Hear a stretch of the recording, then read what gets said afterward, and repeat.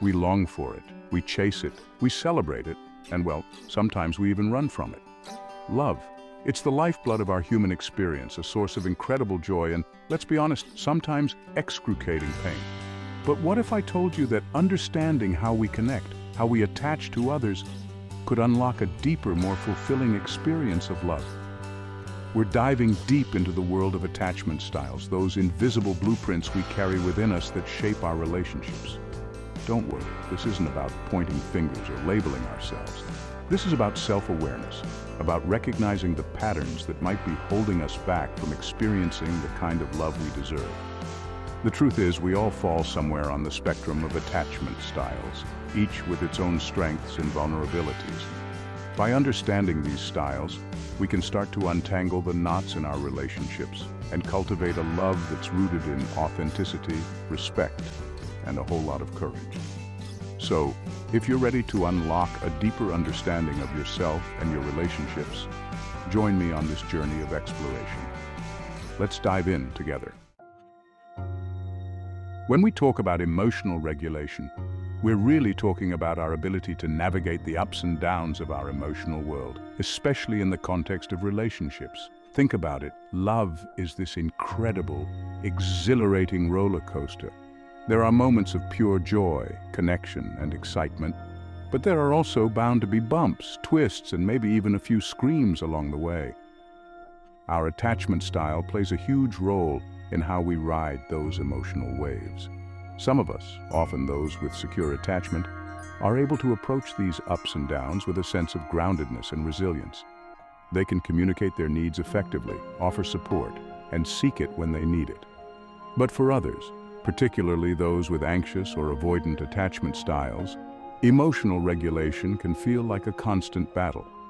They might find themselves overwhelmed by fear of rejection, desperately seeking reassurance, or shutting down emotionally to protect themselves from getting hurt. This isn't about judging our reactions, but rather about recognizing the patterns. When we understand how our attachment style influences our emotional responses, we can start to develop healthier coping mechanisms and cultivate greater emotional stability within our relationships. Let's talk about trust. It's the bedrock of any meaningful relationship, the invisible thread that binds us together and allows us to be vulnerable with one another. Without trust, we're building on shaky ground, constantly questioning motives, fearing betrayal, and holding ourselves back from experiencing true intimacy. But here's the thing about trust. It doesn't exist in a vacuum. Our attachment styles, those deeply ingrained patterns of relating to others, have a profound impact on how we give, receive, and experience trust in our relationships. For those with secure attachment, trust tends to come more naturally. They've learned through early experiences that the world is a relatively safe place, that people can be relied upon, and that vulnerability is met with love and acceptance. They enter relationships with an open heart, ready to connect and build a foundation of mutual trust. However, for those with insecure attachment styles, trust can feel like a much more fragile thing. Past experiences of betrayal, neglect, or inconsistency can create a deep-seated fear of vulnerability, making it difficult to let down their guard and fully trust another person. Communication. It's the lifeblood of any relationship, but it's so much more than just spoken words. It's about making ourselves vulnerable, sharing our authentic selves, and truly hearing what the other person is saying, even when it's hard. But here's the thing. Our attachment styles, those blueprints of love we've developed since childhood, they profoundly influence how we communicate in our closest relationships. Think about it. Someone with a secure attachment style might approach communication with an open heart, ready to listen and express themselves without reservation. They're comfortable with both giving and receiving comfort, knowing that vulnerability is a strength, not a weakness. On the other hand, someone with an anxious attachment style might find themselves caught in a cycle of seeking reassurance, their communication tinged with a fear of rejection or abandonment.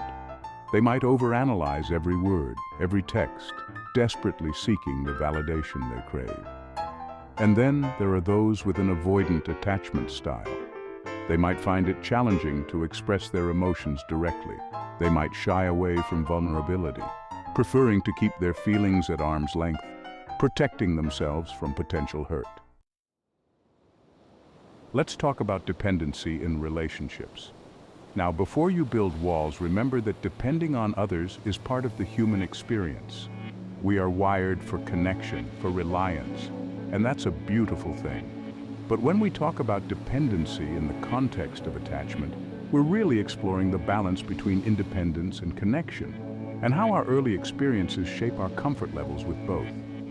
For those with a secure attachment style, dependency is a dance, a fluid exchange of giving and receiving. They feel comfortable relying on their partners and having their partners rely on them. They understand that needing someone doesn't diminish their independence, and they don't shy away from offering support when it's needed. However, for those with an anxious attachment style, dependency can often feel like a tightrope walk. They may crave closeness and reassurance, fearing abandonment or rejection. This fear can lead to a pattern of seeking excessive reassurance or clinging to their partners, which can unintentionally create the distance they fear. And then there are those with an avoidant attachment style. For them, dependency might feel like a threat to their independence. They might value self-reliance above all else and struggle to rely on others, even romantic partners. This doesn't mean they don't have needs, but expressing those needs can feel incredibly vulnerable. Let's talk about conflict. I know, it's not the sexiest topic, but here's the thing. Conflict is inevitable in any relationship. It's not a sign of a failing relationship. It's an opportunity for growth and deeper understanding. But how we approach and resolve conflict, well, that's where our attachment styles come in. Individuals with a secure attachment style tend to approach conflict with a sense of calm and openness. They see disagreements as a chance to understand their partner's perspective, find common ground, and strengthen the relationship. They're comfortable expressing their needs and emotions, and they're equally adept at listening to and validating their partner's feelings. Now, someone with an anxious attachment style might experience conflict as a threat to the relationship. They might fear rejection or abandonment, leading them to either avoid conflict altogether or become overly accommodating to their partner's needs, often at the expense of their own. On the other hand, individuals with an avoidant attachment style might see conflict as something to be avoided at all costs. They might withdraw emotionally, become defensive, or shut down communication. This is their way of protecting themselves from potential hurt or rejection. We often equate intimacy with physical closeness, but it's so much more than that. It's about letting someone truly see us, our joys, our fears, our messy, imperfect selves, and allowing ourselves to see them in return. It's about vulnerability, about letting down our guard and allowing ourselves to be truly known. When we talk about intimacy in the context of attachment styles, it's important to understand that our early experiences shape how we approach this vulnerability. Our attachment patterns influence how comfortable we feel with closeness, how we express affection, and even how we handle the inevitable bumps in the road that come with letting someone in. For some, intimacy flows naturally. They lean into vulnerability, finding joy in sharing their inner world and creating a space of deep connection with their partner. For others, intimacy can feel like navigating a minefield, fraught with potential for hurt and rejection. The walls they've built to protect themselves, while understandable, can also become barriers to the closeness they crave. The beautiful thing is, no matter our attachment style, we can learn to cultivate healthier patterns of intimacy. It starts with understanding our own needs and triggers, and approaching ourselves and our partners with compassion and curiosity. Let's talk about something that many of us experience in relationships: anxiety. Specifically, the kind of anxiety that's rooted in our attachment patterns. It's that nagging voice in the back of our minds, whispering doubts about our worthiness of love, our partner's feelings, and the security of the relationship itself. Attachment anxiety isn't about occasional butterflies or pre-date jitters. It's a persistent undercurrent of worry that can manifest in a variety of ways. from constantly seeking reassurance to feeling threatened by our partner's independence. It's about that deep-seated fear that the love we crave is precarious, always at risk of being taken away. It's important to remember that experiencing relationship anxiety is incredibly human. It doesn't mean we're broken or unworthy of love. It simply means that our nervous system, shaped by our early attachment experiences, is wired to prioritize vigilance and protection. The good news is that by understanding the roots of our anxiety, we can start to respond to it with more self-compassion and develop healthier coping mechanisms. We can learn to soothe our nervous system, communicate our needs more effectively, and build relationships that feel safe and secure. One of the most beautiful things about relationships is the opportunity to both give and receive support. It's about knowing that we don't have to navigate life's challenges alone, that we have someone to lean on when times get tough, and someone to celebrate our victories with. But how we seek and offer support is deeply influenced by our attachment styles. Our early experiences shape our beliefs about whether others are reliable sources of comfort and whether we're worthy of receiving care. These beliefs, often operating beneath the surface, influence how we show up for our partners and how we allow ourselves to be supported in return. For some, asking for help comes naturally. They trust that their needs are valid and that their partner is a safe haven. They can express vulnerability without fear of judgment, knowing that their partner will show up with empathy and understanding. Others, however, might find it incredibly difficult to ask for support. They might fear being perceived as weak or burdensome, or worry that their needs will be met with rejection or indifference. These fears, often rooted in early attachment experiences, can prevent them from reaching out for the very support they crave. We often talk about self-love as this magical elixir for a good life, right? But what happens when our past experiences, especially in relationships, have left us feeling unworthy or unlovable? That's where the intersection of self-esteem and attachment styles becomes so powerful. If we've developed an anxious attachment style, we might find ourselves constantly seeking validation from our partners, our sense of worth tethered to their approval. It's like we're building our self-esteem on shaky ground, vulnerable to the slightest tremor of disapproval. And on the flip side, if we lean towards an avoidant attachment style, we might armor ourselves with a veneer of self-sufficiency, shying away from vulnerability because deep down, we fear rejection will confirm our deepest insecurities. But here's the truth, my friends, our worthiness is not contingent on someone else's love or acceptance. It's an intrinsic part of who we are, an unwavering truth that resides within. And when we can tap into that truth, when we can look in the mirror and see our own inherent worth, we build our self-esteem on a foundation that cannot be shaken. That's the kind of self-love that empowers us to show up authentically in our relationships without needing constant validation or building walls to protect our hearts. We all crave that feeling of deep contentment in our relationships, that sense of being seen, understood, and cherished. But what is it exactly that contributes to this elusive relationship satisfaction?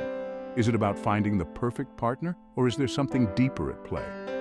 You see, our attachment styles, those deeply ingrained patterns of relating that we've developed since childhood, play a significant role in shaping our experiences of love and connection. If we tend towards an anxious attachment style, we might find ourselves riding a roller coaster of emotions in our relationships, craving closeness one moment and fearing rejection the next. This constant push and pull can leave us feeling insecure and emotionally drained, ultimately impacting our overall satisfaction.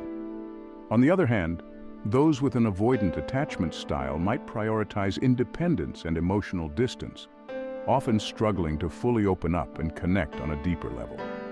While this might feel safe initially, it can lead to feelings of loneliness and isolation in the long run, hindering the development of true intimacy and satisfaction.